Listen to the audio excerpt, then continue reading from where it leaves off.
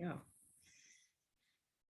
Welcome everyone to our third in our series of Lincoln Memorial at 100 teacher workshops. We are really excited to be hosting this session and to have with us today a guest from another park. Before we get to our guest, Barb Sanders, I just want to introduce Edward from the Trust for the National Mall, because the Trust has been our big supporters in this event and has allowed us to present these programs. So Edward, if you'd like to say a few words. Well, thank you so much, Jen. It's just really been a pleasure. So Jen, as you mentioned, I'm Edward. I'm the Director of Public Engagement Programs at the Trust for the National Mall. We're the lead nonprofit philanthropic partner of the National Park Service on the National Mall. Our mission is to restore, enrich, and preserve. And we do this by supporting built projects, bringing in experts to think through new ideas, as well as through engagement and education, such as today. You can learn more about us and our work with the Park Service at nationalmall.org. There, you can also see our other virtual classrooms under the Explore tab. Previously, we've covered the opening of the Lincoln Memorial and heard from Ford's Theater.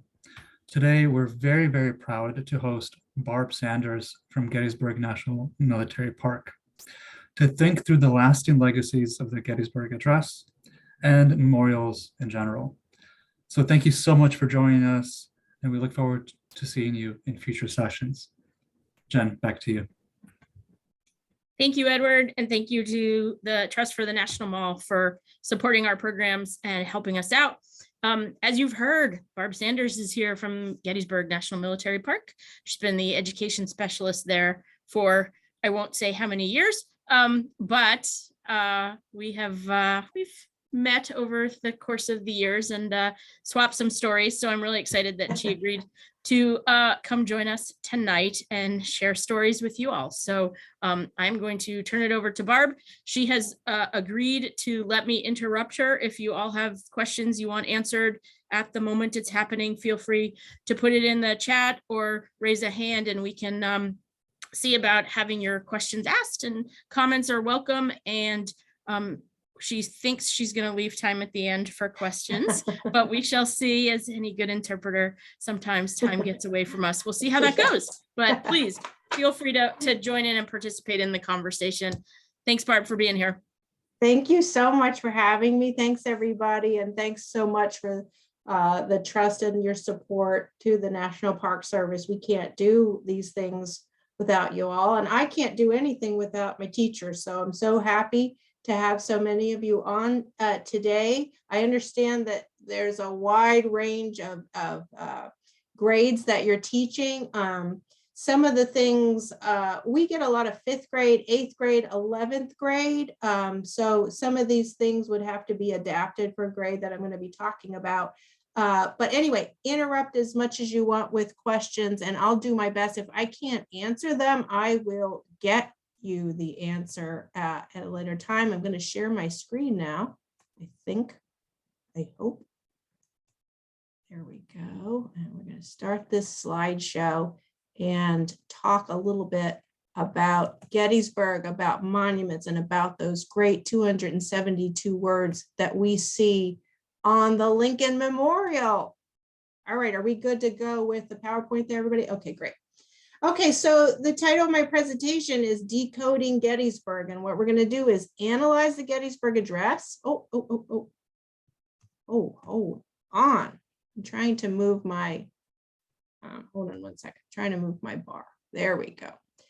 Analyzing the Gettysburg Address, and then working to better understand monuments in general from their 5 basic elements. And so we're going to try to do a lot of this very quickly, and then based on your questions and what direction you'd like to take it, we'll go from there. Just really briefly, this is our education handbook. This is from last year. I did not have a shared screen share of this year's, but our education handbook we can get to you if you are out there and interested in any number of things, from traditional field trips to history lab kits, which is something new we're doing, where if you have a limited amount of time at Gettysburg. We have lab kits that have a lesson plan and materials that you pick it up and take it out and lead the lesson with your students. We have traveling trunks and maps that we ship to your school with a teacher's guide. We have seven actually different virtual field trips that are based in primary source documents and focus questions. You're going to hear about one of them in a little bit more detail later on. We do virtual and in-person teacher workshops in the summer. Particularly this summer, it will be in July. We do homeschool days, we do family programs, and we do something called the Great Task Youth Leadership Program. That's a service learning initiative. So if you're interested in any of these things or to get more information, excuse me, there is my contact information, GETT_education@nps.gov. Also, the park, Gettysburg National Military Park, has its own Facebook page, but guess what? Our two-person education staff has one just for education. It's called Gettysburg National Military Park for students, teachers, and families. And it's at Gettysburg Education on Facebook. So you can check that out. And there's my direct line phone number. If you want to talk about any of these things, go old school and talk about them over the phone, we would be happy to do that. So again, thank you all for having me here. And let's get talking about the Gettysburg Address. The Gettysburg Address is some of the text on the Lincoln Memorial. 10 sentences, 272 words right there on the side. I always love the opening scene.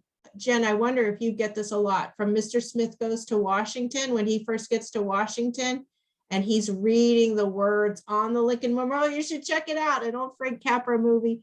Very good. I always think of that when I see. Much more Forrest Gump, I'm afraid. Much more Forrest Gump. Yes, I'm sure. Yeah, that's true. That's true too.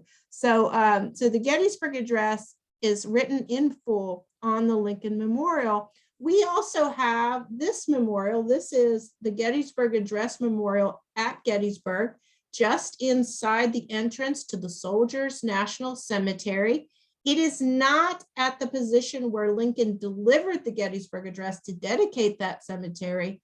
It's one of the few, maybe the only monument that is to a speech. So it's to the speech, not to the person. It has the whole text of the speech on it. And it also has on one of those tablets that you see there, the original invitation that a man by the name of David Will sent to President Lincoln to ask him to come to dedicate that cemetery.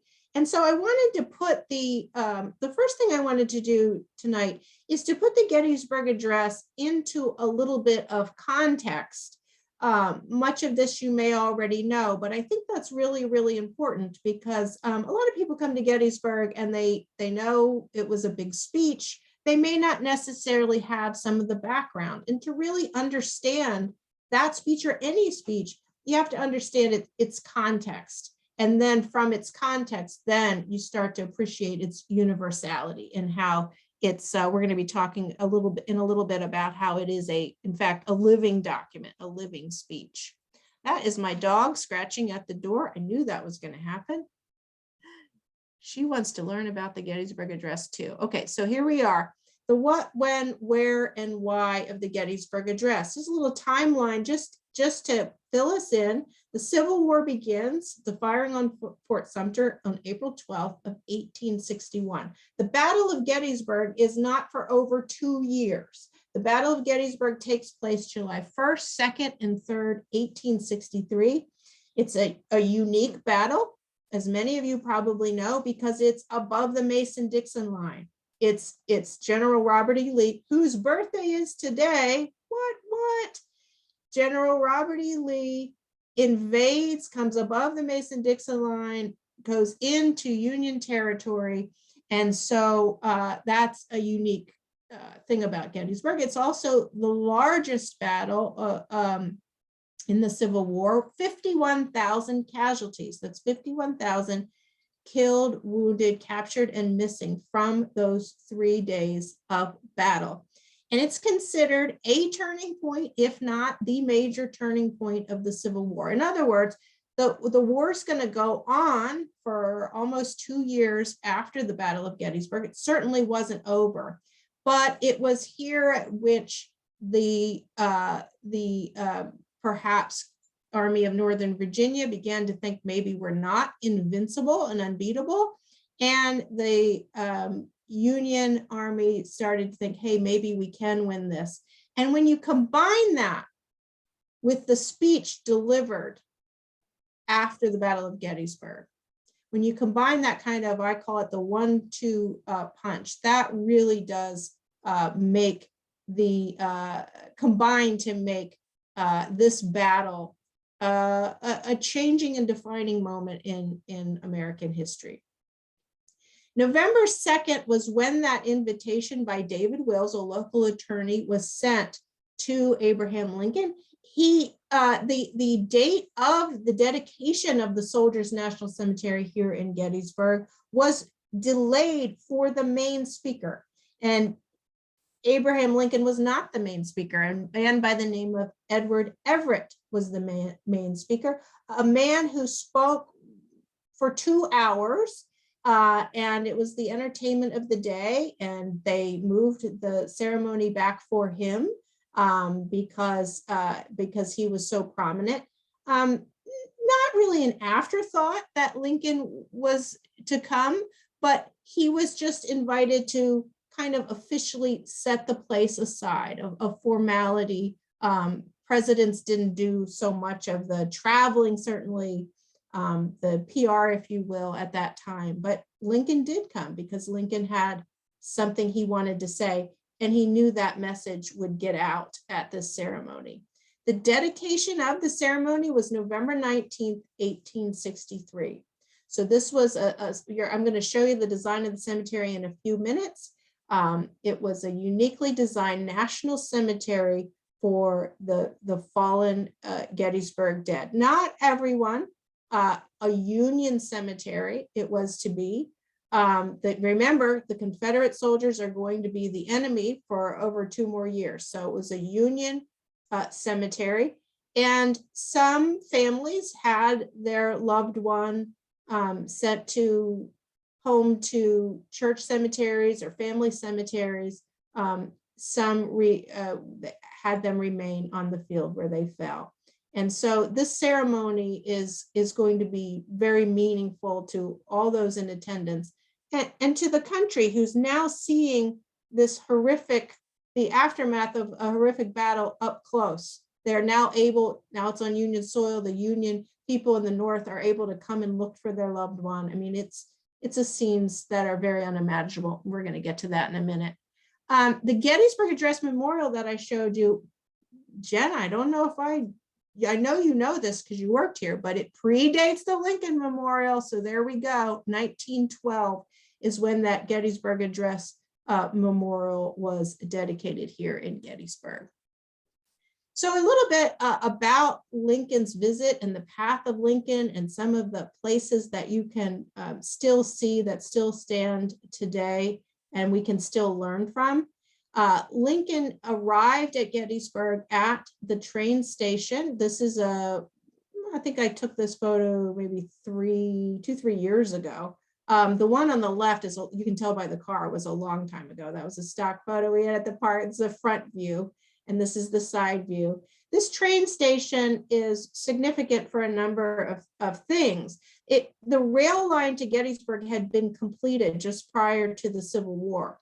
And so that was a big deal. It was used at the beginning of the battle briefly, as many of the buildings were, as a hospital for some of the, I think, cavalry units. And then after the battle, it's going to bring the aid workers into town. They're going to get out at this train station. Nurses, contract surgeons, et cetera, are going to be coming into town. One of my favorite Gettysburg stories is a young woman from New Jersey, Cornelia Hancock, who was told she was too young and pretty to be a nurse, but she came on anyway to treat she wanted to treat the wounded from her home state. She ended up doing a whole lot more. So the aid workers are coming to town. Families are coming into Gettysburg again to see if they haven't heard from their loved one, to find them. The War Department coffins are going to be shipped to the train station for some, for the dead. And the wounded who are able to go home to finish coalescing, they're going to leave from this train station and another one not far from there, and to go home to recover, or to go to larger hospitals and cities. So there's a lot going on in this train station in the weeks and months after the battle. And it is where Lincoln arrived. He walked, you see that man at the front of the train station in the right-hand photo. That's the front of the train station. He would be going left 1 block to the David Wills home, and that's where he will stay and finish the Gettysburg Address. Incidentally, right across from the train station is a very famous local landmark, especially to the Gettysburg College students. Jen knows what I'm talking about. I was going to put it in the text box. The Lincoln Diner, where they put gravy on their fries, gravy fries. They're well known. There it is. I have a question for you, Barb. Yes. Ellen wants to know if Lincoln ever had help writing his speeches, or did he write them? Did he always write them himself? Oh, that's a very good question, and I'm going to answer it at our next stop. Thank you so much. I'm going to tell you what we know about the writing of the Gettysburg Address, and I think probably we can apply this to his other speeches. So basically, he did not, they didn't have speech writers the way that we do today. And they certainly didn't speak to get the soundbite the way that we do today, right? So that's a really important thing for your students to understand. This is a very, very different world. But he came to, this is the David Wills house. This is an old postcard on the right of the David Wills house. And on the left is what it looks like today. It is now within the boundaries of the National Park Service there on the center square in town, or circle, or at the time they called it the diamond, whatever you'd like to call it. And you can tour, we're limited hours right now because of the pandemic and everything, but you can tour the David Wills house. As 2 recreated rooms. One is David Wills' law office, which is, you can see, let me get my laser pointer here if I can. Where is my laser pointer? Oh, I don't, okay, here it is. Sorry, I have to keep moving your faces around there. Laser pointer. All right. The law office is this door right here, or on this photo right here. And then the second recreated room is the room right above it, which was David and Catherine Wills' bedroom, but that's the bedroom that they gave to President Lincoln to use. And it is in that room where he wrote out a clean copy and put the finishing touches on his address. He also supposedly walked next door to where William Seward was staying and tried out some things about the address. So I think the answer to your question is he wrote it, and there's a couple of really good books about it that goes into a lot of depth about where certain phrases came from. And we're going to go into that a little bit as well. And you can trace him trying out certain phrases. But so he wrote it, but he certainly had confidants around him to kind of see what was working and was he getting his point across. And a lot of allusions to other speakers, to the Bible and things like that. So, but he definitely wrote it, and we believe put finishing touches on it here at the David Wills house. Thank you so much for the question. You see David Wills here. He was a local attorney, 32 years old, and he was put in charge of the creation of the cemetery and the ceremony thereof. And so he then housed Lincoln there on the square in Gettysburg. So it was to David Wills that the different state governors would be working, and their state agents from all the states that had Union dead here at the Battle of Gettysburg.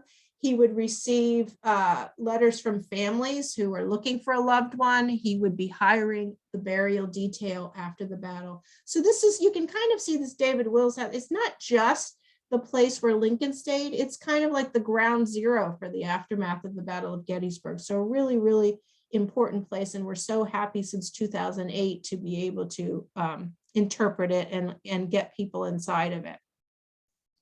This is the procession down Baltimore Street. So the David Wills house is way back here on the square.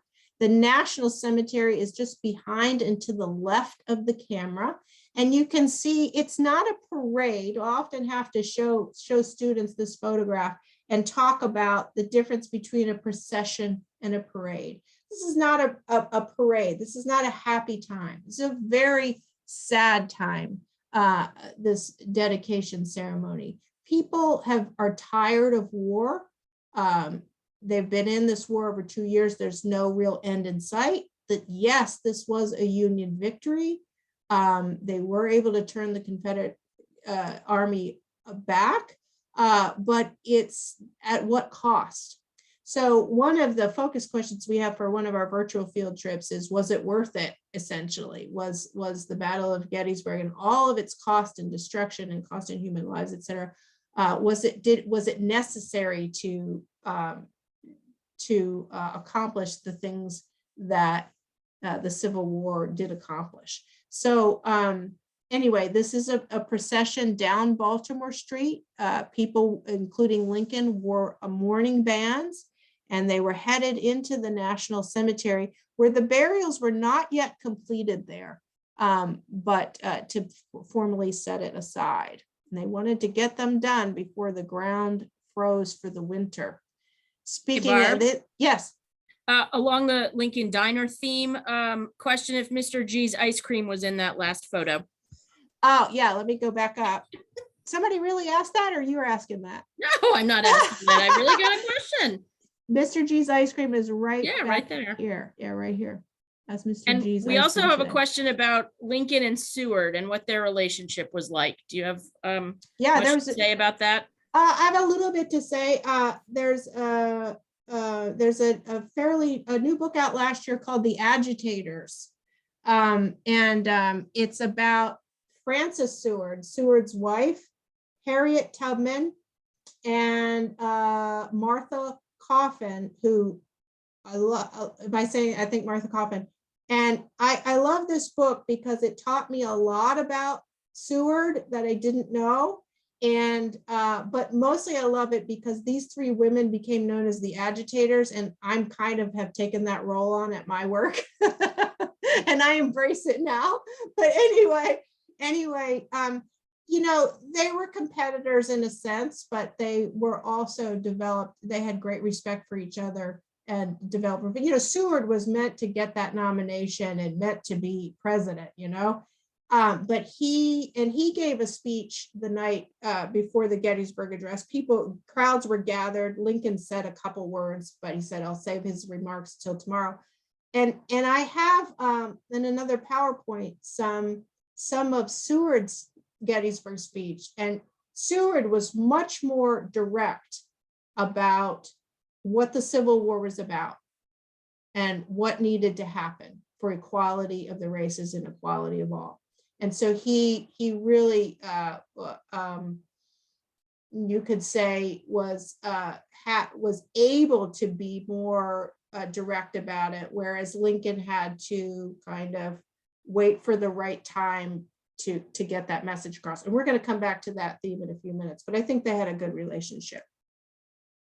But That Agitators is a really good book. And the author came to Gettysburg like right after that. It was really cool. I love that book a lot. Okay, so this is the National Cemetery today. The Soldiers' National Monument stands in the middle of a half circle or semicircle of graves. I'm going to be showing you a diagram in a moment. The graves that you see here only have a number. They're smaller. The headstones, they have a number for the 2 plots of completely unknown soldiers. And what you see on the left is the only photograph of Lincoln delivering the Gettysburg Address. And if you look for him, you don't look for the top hat. Look how many people are wearing top hats. You look for him. Can you spot him? He's right here. And so the kids are fascinated by how long it took to take one photo back then. And by the time he set this up, the 2 to 2.5 minute speech, the 10-sentence Gettysburg Address, he was done. And so they only had time for this one photograph. This photograph is been used since to the gatehouse to the local cemetery, which is adjacent now to the National Cemetery, was in the back of the photo. And that's how they've been able to recently determine roughly where the wooden platform was erected, where Lincoln gave the Gettysburg Address, at the high point of the hill, because they didn't have speaker systems, so his voice would carry. Not exactly this spot where the Soldiers National Monument is, although it says that that's where it is on an old plaque, but rather within what is now the gates of that local, it's called the Evergreen Cemetery, was located. So Lincoln gave that address. It met with varying responses, which we'll get to in a minute as well. He did not think his speech, what he called scoured, he did not think it was effective. And that's a really fun thing to do with your students, is to have them, first of all, your students are fascinated by, you know them, especially if you're like 7th through 12th grade. The 10 sentences versus 2 hours, right? So they would much rather, they think, write the 10-sentence speech. But Lincoln and Everett, the main speaker of the day, speaking of friendships and relationships, they were on the opposite spectrum. They were not, I don't know how Lincoln felt about Everett, but I know Everett did not care for Lincoln, but did write to him after and said, you came closer to the occasion in 2 minutes than I did in 2 hours. And so for students, like, think about that. Think about what it means to be concise and brief and get your message across. It's a very difficult thing to do in 10 brief sentences. Anyway, that's the only photo. I wanted to just spend a couple minutes. I gotta move these things around because I cannot see my slide. There we go. Okay. I wanted to spend a couple minutes just talking about, we do a lot of things in our teacher workshops and in general, and I know national parks do, about documents and photographs that, I gotta move this too. Oh, I can't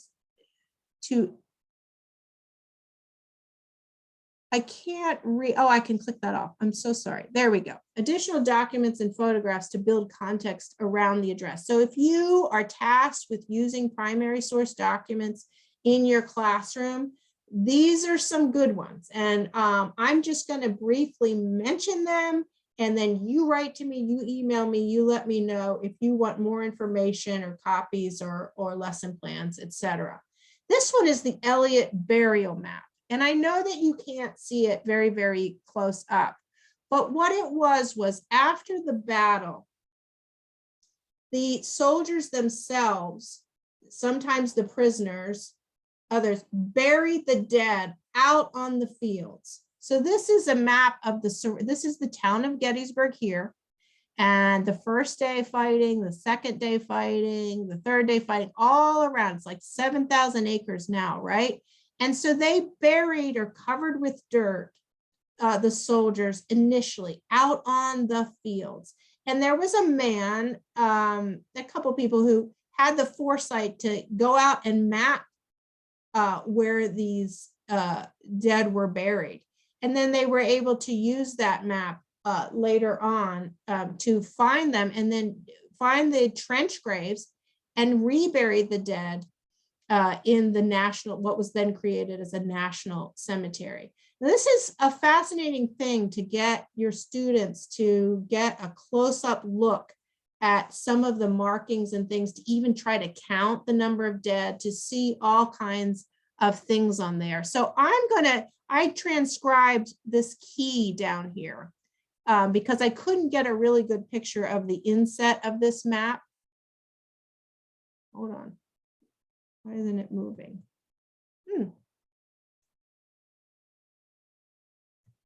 There we go. Thank you.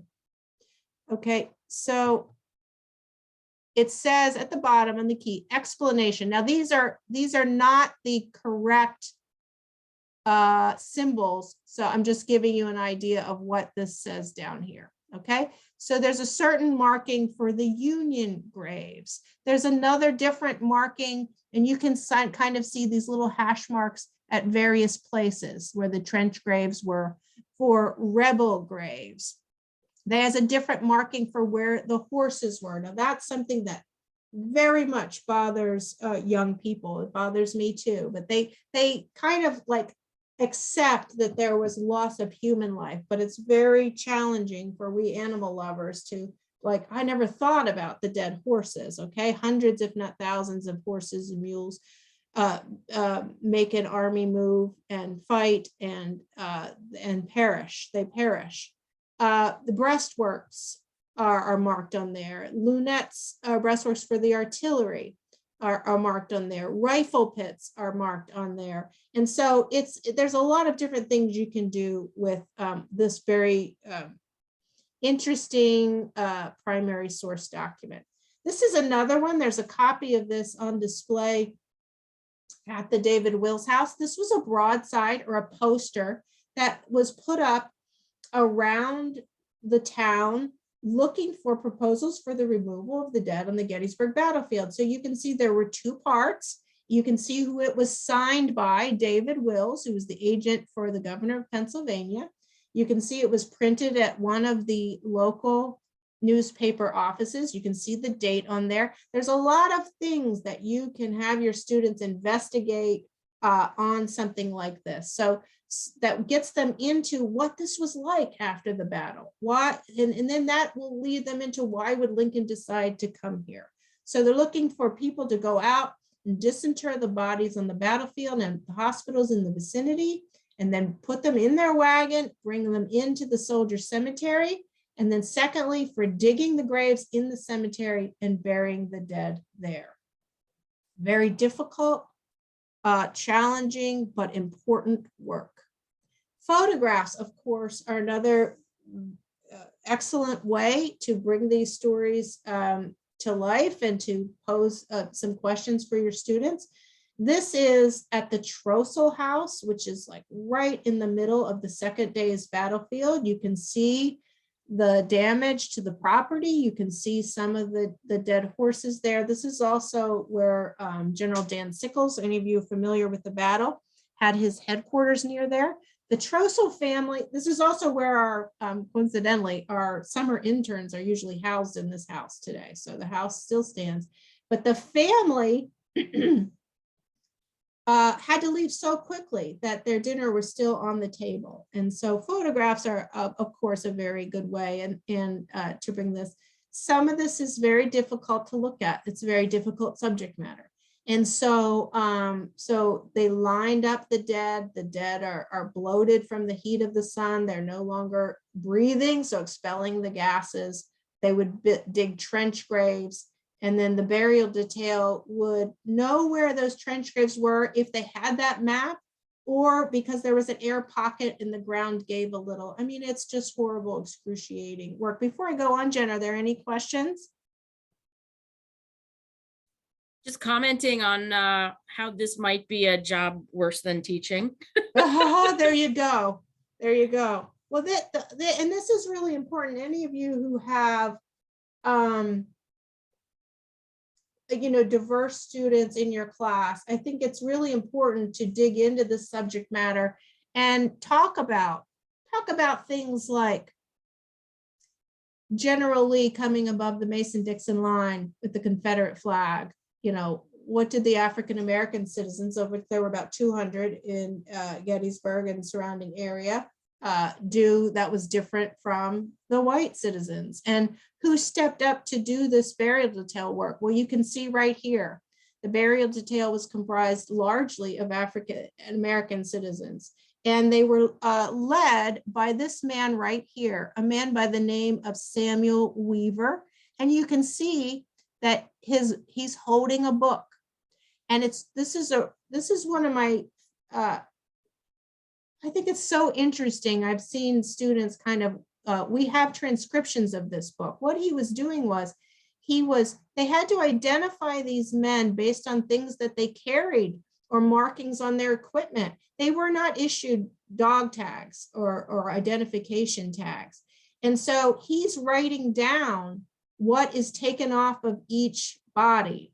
Sometimes the bodies were looted. Sometimes they'd been dug up by families to find loved ones, multiple times. The passage of time, rain coming down if their comrades in arms had given them a temporary gravestone on a piece of wood, for example, it might be washed away. And so he's trying to record all of that. And I just transcribed just one page of that. It's called Weaver's List of Articles. And students, it's really interesting if you go through and kind of have an exercise where they're marking they have them guess or anticipate what's the most common thing that soldiers had in their pockets or carried with them, and then go through and tally and see what it is. I was surprised. I did this myself, and I was very, very surprised that it's very mundane things like envelope letter or a comb or equipment to help clean their guns or things like that. And you can read down through here. Letter and a fish hook was found on this body, a comb and postage stamps, gold plate with artificial tooth, testaments, that's like the Old Testament or the New Testament, right, of the Bible. So it's a really interesting, different primary source that you could get into. And then, of course, there are this is a letter that was sent to David Wills. So the transcriptions of these letters, very challenging, I know, for students, especially if they don't know cursive writing, but you can get a transcription of this.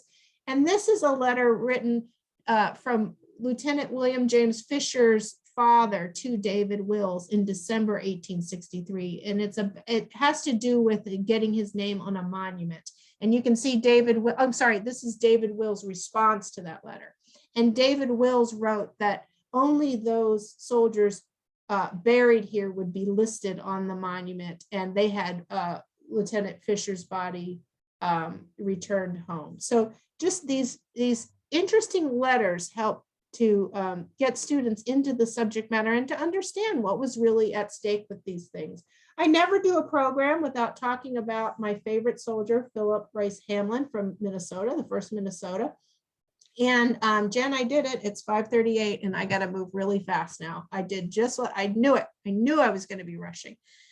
This is an excerpt from a letter that Philip Hamlin wrote to his little brother in Minnesota. We have a whole bunch of his letters, and we do a program in the National Cemetery with students where they read some of the letters that the soldiers wrote and try to discern why they were fighting in the war. So I'll read it if I may. God willing, I hope to meet you again on earth, but on the other hand, I know that you may someday hear that Philip is dead, and know that I have fallen in battle and been buried in a strange land where you may never see my grave. But hoping for different things, I bid you goodbye. God be with thee, my brother, Philip. Students understand the concept of older brother, younger brother, advice, and all of those things.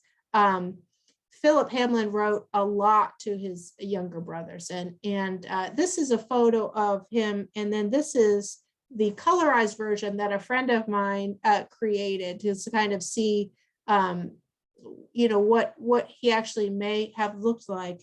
And we also have an account of his initial burial by those in his unit. And there's an excerpt there. They buried him out on the field near the angle. He was killed on July the 3rd, 1863. And they were able to correctly mark his grave. And Philip Hamlin was identified and removed to the Soldiers National Cemetery and given a headstone there where it's very clear where he is. And so by telling the stories of the aftermath of battle, and by putting the speech you know, your students are going to think a speech is really boring, right? I don't want to study a speech. But when you combine it with these stories of soldiers and what it meant at the time, I think that's a good avenue to get them into it, and very personal, very, very personal. I won't read that, but I too, you could read that on your own, that account of the burial. I will say that I found recently that right after they buried him, this account, the gentleman who wrote this said, you know, they had this burial, and then they made coffee because they had been fighting for 3 days and then burying comrades, and just that was like the life of a soldier. He's like, then we went and made some coffee and we slept better that night than we had in a long time. And so that revealed so much to me about, you know, what it's like to be a soldier. And so if you hear a story like that, and then you read the line in the Gettysburg Address about giving the last full measure of devotion, it brings it to life. So let's move on, because I want to go through this is one last document.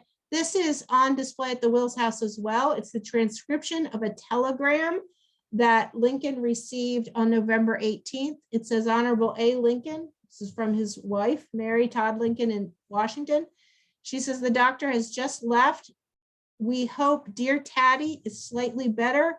We'll send you a telegram in the morning, Mrs. Lincoln. So Lincoln had already lost 2 sons, and he suffered from what they called melancholia. We probably would call it depression. And he's in the middle of a war and he has to leave town. And his wife did not want him leaving because their son Tad had a fever, and a fever was a very, very big deal back then.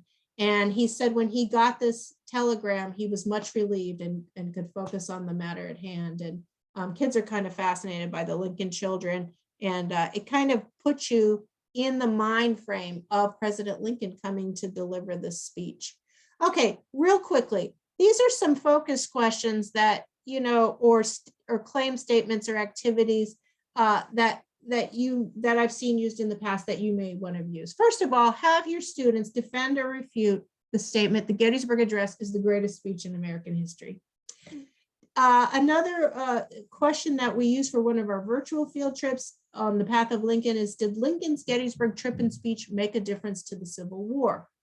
Support with evidence. How is the Gettysburg Address relevant today? Rewrite the Gettysburg Address in your own words, but in fewer than 272 words. I promise you they can't do it, and they'll be fascinated by it when they try. I have some different versions of students have done through the years where they try to put it in their own words, and it's really interesting exercise. What is the most important sentence of the Gettysburg Address is another thing you can do to give it. So let's go through these 10 sentences very, very quickly. First sentence everybody knows, 77 years ago, our fathers brought forth on this continent a new nation conceived in liberty and dedicated to the proposition that all men are created equal. Everybody knows that first sentence.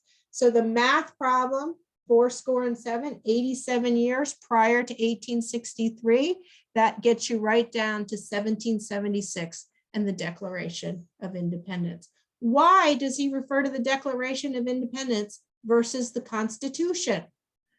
Okay, because the Declaration of Independence says all men are created equal. Constitution does not. So we could do an entire program on that alone, but I got to move on.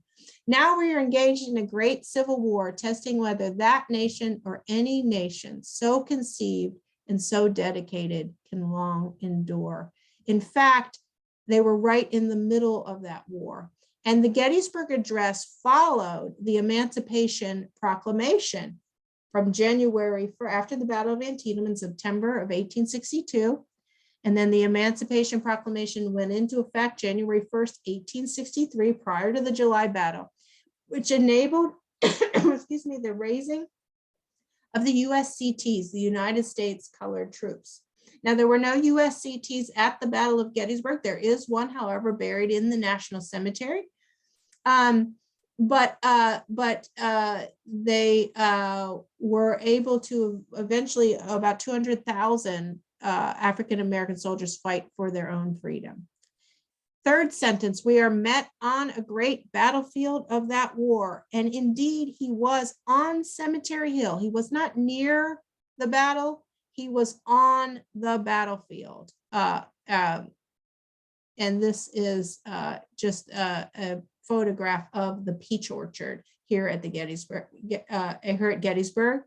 And the Cemetery Hill is, this is not a picture of Cemetery Hill, but Cemetery Hill was a key defensive Union position.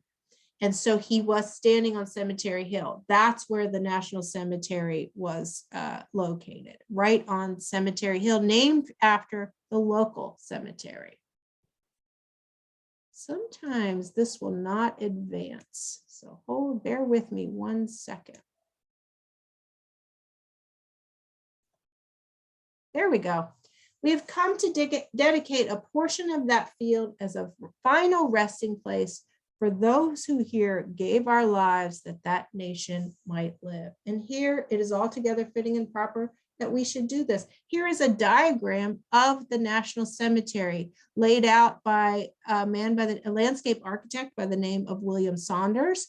The letter C here is that Soldiers National Monument that I showed you.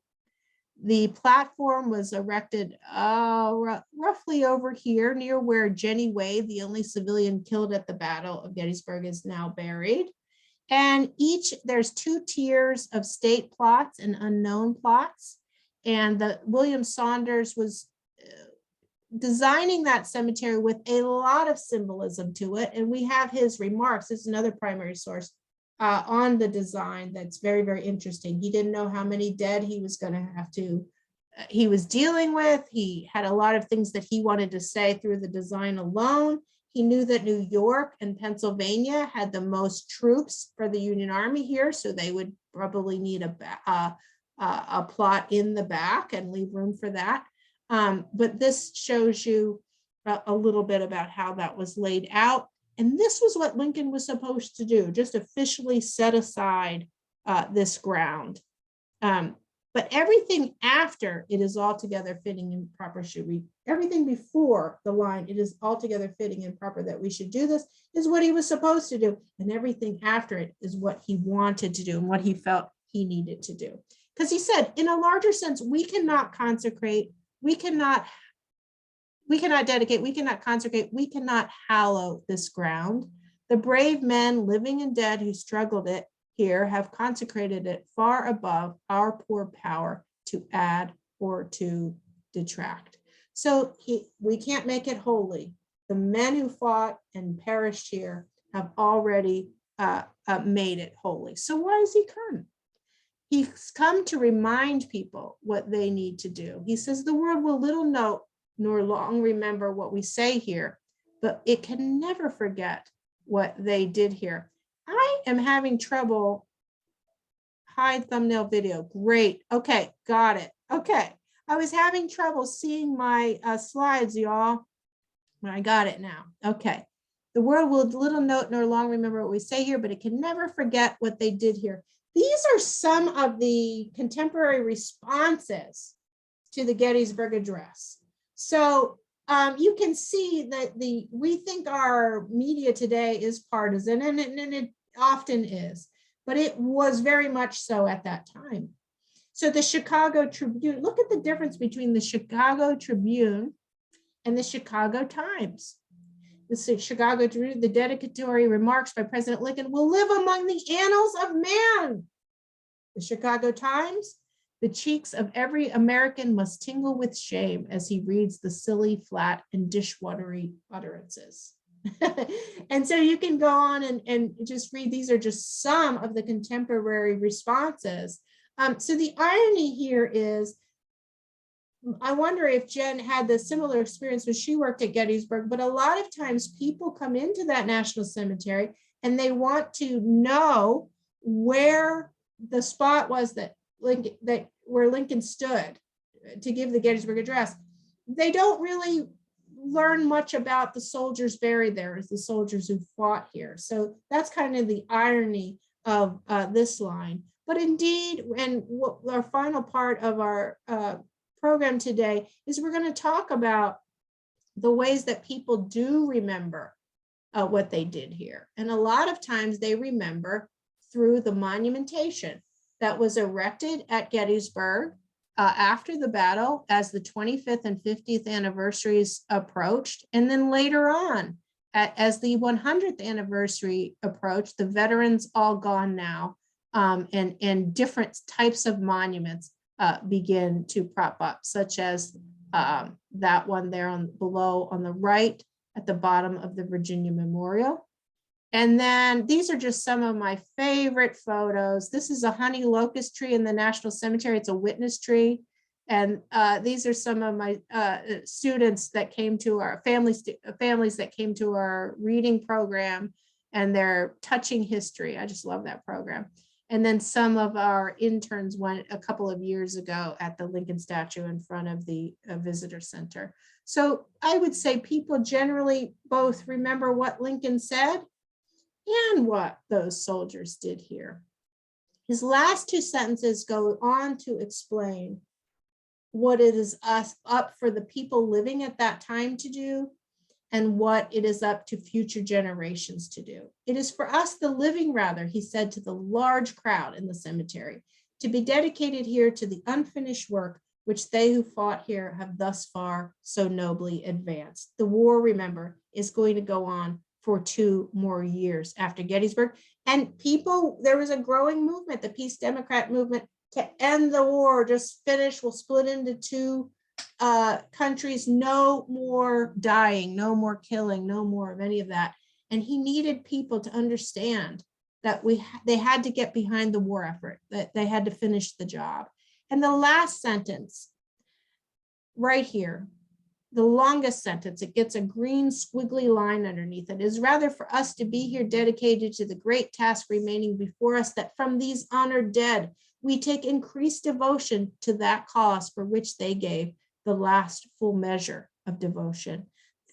That we here highly resolve that these dead shall not have died in vain, that this nation under God shall have a new birth of freedom, and that government of the people, by the people, for the people, shall not perish from the earth. A big sentence with so much in there. And I kind of was brainstorming a little bit on how to get students through this sentence. And this sentence is so important because it speaks to future struggles that our country is going to have and will continue, has had and will continue to have. It also defines what it means to be American to us. So asking your students, what American ideals can you find in this one sentence alone? What does it mean to be American?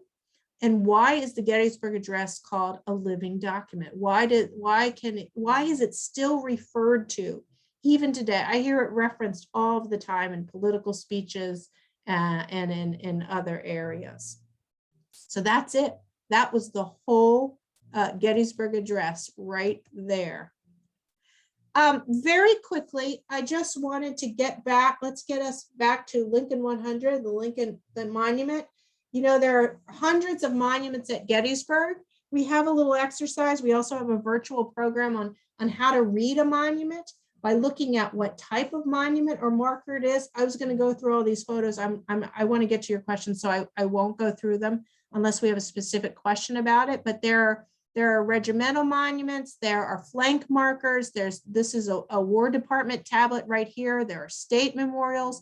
As I mentioned, there are some that were erected by the veterans themselves, money raised and designed. There were some that came years later. So looking at what type of monument is the first question. Where is the monument located and why is it a second question? This is Father Corby, who gave a blessing and charge to 2 units, and we believe he stood on this very rock to do so. The Monuments Commission had the units by the veterans erected at the point where they began that day's battle, not the farthest point advanced. So looking at where the monument is located is very, very important to understanding. What did the shapes and size of the monument convey? With the Pennsylvania Memorial that you saw a couple of slides ago, that conveyed that there were a lot of Pennsylvanians here, and so there was a lot of money raised to put that up. This is one of my favorite monuments. It's got a lot of symbolism in it about new life and destruction, and new life coming out of destruction, just like a new birth of freedom. This is Sally the dog down here, who was with the 11th Pennsylvania Infantry.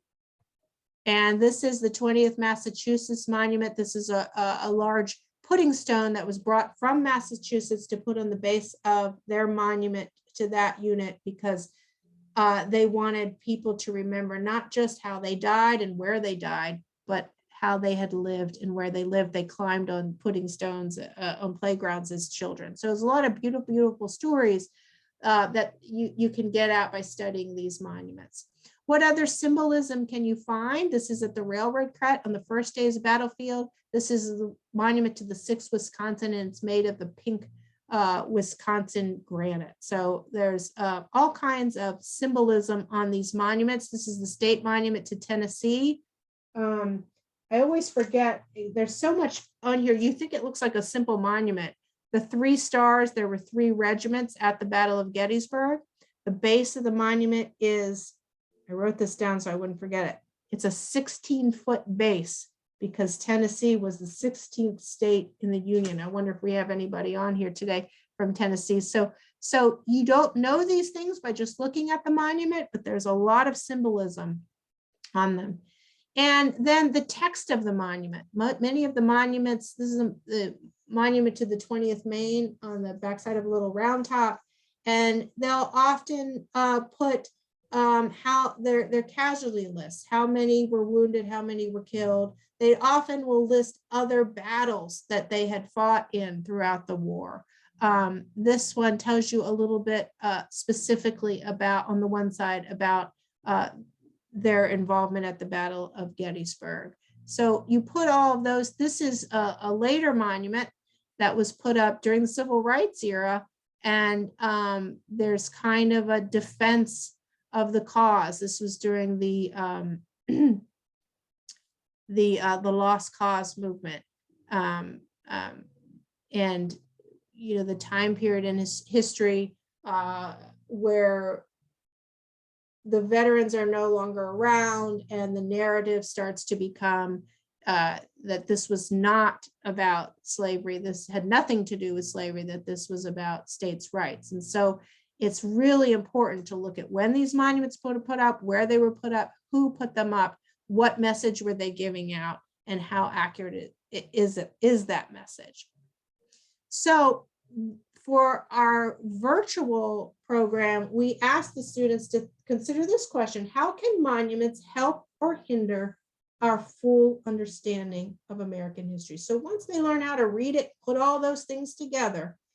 Monuments are in the news all the time these days. Gettysburg monuments are in the news all the time these days. And so when Jen asked me to talk about this, that's the first thing that came to my mind. Lincoln 100, Lincoln's legacy, monuments, all memory and how we look back and process history.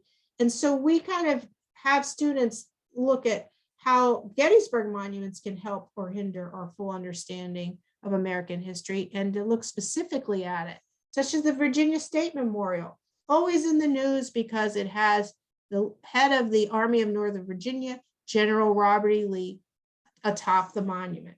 And so, you know, we see a lot of Lee monuments being taken down. It also has this base that has a lot of symbolism in it. Every type of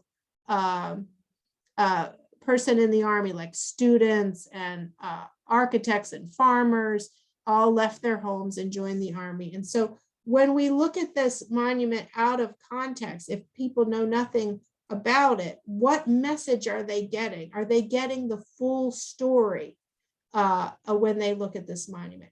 Again, we do a whole program on that, so I'm just touching on it now. The Gettysburg Address Memorial.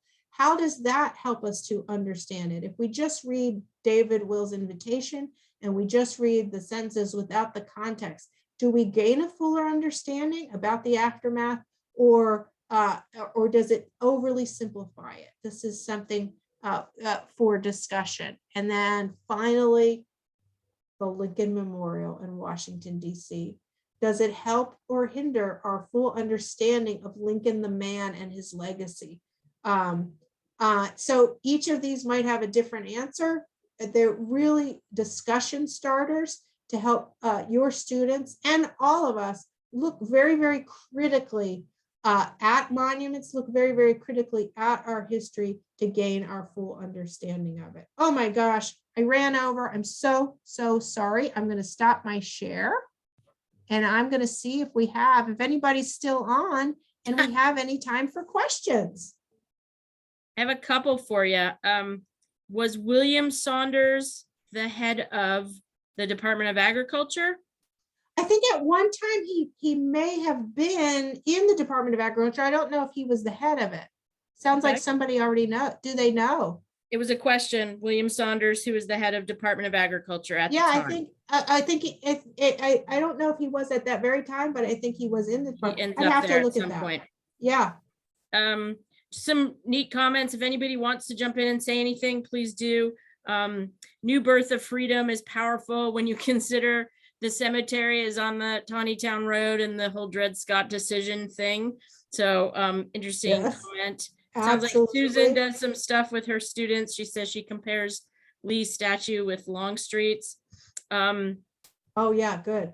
Ellen wants to know, as historians, what is your opinion of removing statues? Take it, Jen. No, well, you know what? It's different, I think. I mean, it's different because for your battlefield, not that it's all of our battlefields, but the battlefield you know best, it's marking where things happened, right? Isn't that the kind of the story you all tell? Yeah, I think that what we are charged with doing is we interpret what we are told to interpret. You know, I really don't.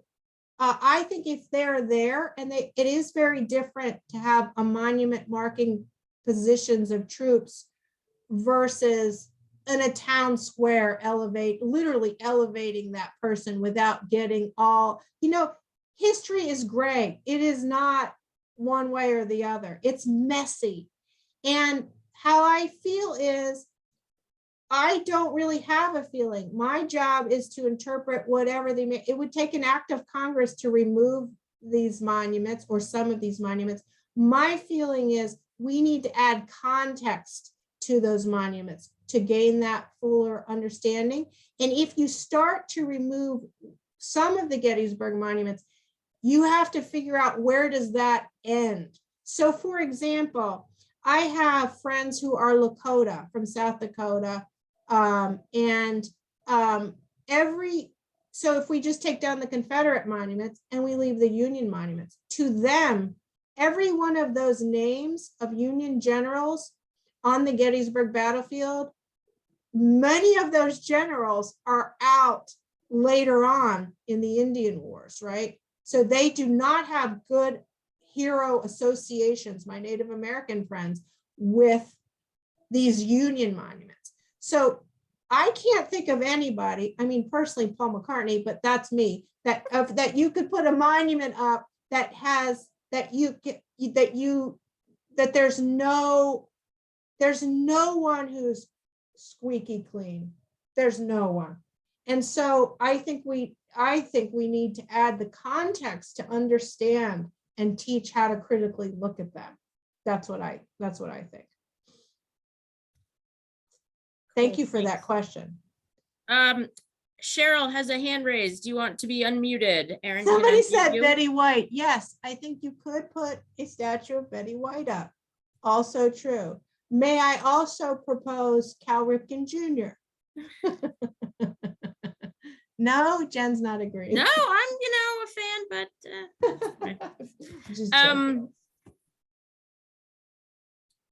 Cheryl, did you want to ask your question?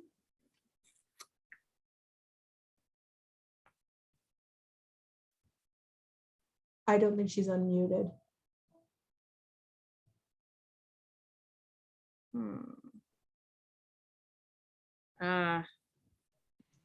I'm sorry, I didn't realize I had a question pending. I'm catching up late with stuff, and I thought this was really fascinating, but I thought it was going to be on the Lincoln Memorial. And so I was really pleased because I have no background with Gettysburg, and I know, of course, Lincoln's a huge part of it, but I thought it was the Lincoln Memorial in DC. So I was just kind of following along. Will you be doing something on the Lincoln Memorial? Well, the reason that we talked about this is because the Gettysburg Address itself, you may not have been here at the beginning, is on the side of the Lincoln Memorial. Yes, I And so did know that. that. Okay, Yeah. good. So that was kind of our jumping off point for This is- this session. Yeah, this is a 6-part thing. We're doing one a month. So our Okay. first one we did was about the dedication of the Lincoln Memorial. And Mhm. last month we did Ford's Theater as a different kind of memorial to President Lincoln, which Mhm. feeds in very well to where we're going next. Because I'm pretty sure our presenter next week is on here too, or next month. Anyway, so I got to catch up is what you're saying, because yes, I and got we invited are to going this to. today, and I thought it was going to be Lincoln Memorial, and then I got on and I'm going, okay, yeah, it's really relevant, but it's not the Lincoln Memorial. But what you're saying is this lasts for what, 5 or 6 weeks? So it's one a month. It's the third Wednesday of the month. We did, we've done, this is our third. So we have a few more that will focus more on the Lincoln Memorial in the spring. We're gearing up to May, which is the 100th anniversary of the Lincoln Memorial. So it's a once a month series. And the 2 that have already happened, and eventually this one, will end up on the website. They just have to have it takes some time to get them all Sure. accessible and all of that. So stay tuned. We'll maybe send a blast out when they're available to watch online. Yes, you can catch up. Will I receive another invitation? Because I received an invitation because I was on a national park website today. I guess that's the reason I got this invite, and I accepted because I thought, oh, this is really interesting. But will I continue now that I've been a part of this one? Yeah, yes, you should. Okay, good, cool. Thank you. Third Wednesday, 5 o'clock Eastern.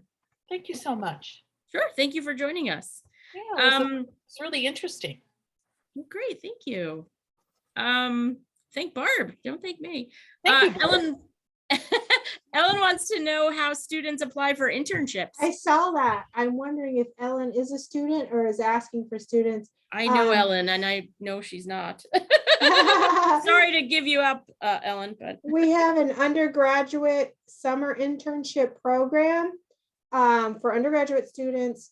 It's very competitive. It's very limited. The application is just that Get Education Address by December 31st. So it's passed for this year. Students send a cover letter that explains what skills they hope to gain, why they want the internship, a resume, and then a reference list. And depending on the housing available, we usually are able to take up to 5 students in a normal summer. We haven't had that's a normal college, summer in a right? while. Undergraduate, yeah, undergraduate, yeah. Now, we do also do job shadows, as I'm sure you do at the National Mall and other national parks for high school students and things like that, and service projects and service learning and things that I talked about at the beginning. But that's the process for summer undergraduate students. Might I just pop in here with the fact that I started my career as a volunteer on one Gettysburg battlefield while I was going to college, and I credit it with getting my foot in the door and the opportunity to learn from the staff there, some of whom you know very well, who were able to help me get the experience that I needed when I went to apply for a job, and just find out if you really like doing it. And so I encourage anybody to look into volunteering for whatever it is you want to do. So yeah, and for our summer internship, we do 2. So I think you probably do too, Jen. We do 2 solid weeks of training and orientation, and have our college students do everything Rangers do: presenting programs, working the information desk, working with kids. So yeah, there are and a lot of parks do that. So definitely. and now I have to just shout it out because she just put it in the chat. But Amy just put in here that,